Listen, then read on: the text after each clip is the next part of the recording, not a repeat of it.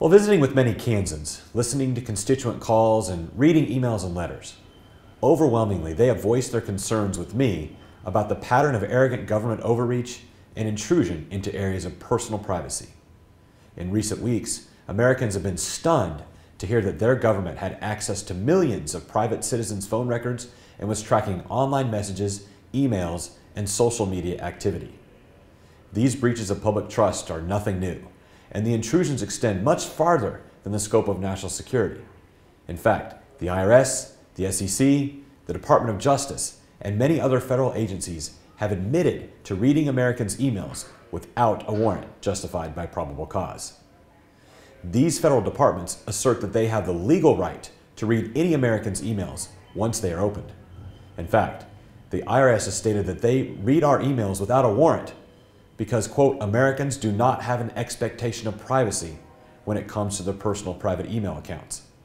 Well, I strongly disagree. The Fourth Amendment of the Constitution protects law-abiding Americans from unreasonable searches and seizure.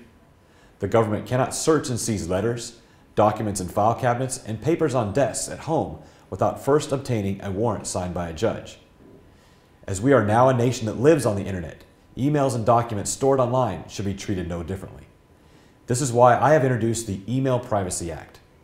This legislation protects the freedom and liberty of every American by ensuring that the Fourth Amendment's privacy laws are finally extended to emails and online communication. With passage, the federal government would have to have probable cause backed up by a warrant or subpoena in order to have access to your emails. I'll always support the work of our nation to combat terrorism and protect the safety of Americans. But keeping our nation free and safe does not mean that we give our federal government the authority to sift through the emails of every law-abiding American. You can visit my website to find out more information about the Email Privacy Act and other legislation we are sponsoring to stand up for Americans' rights and freedoms in the United States Congress. As always, thanks for sharing with me your thoughts and ideas.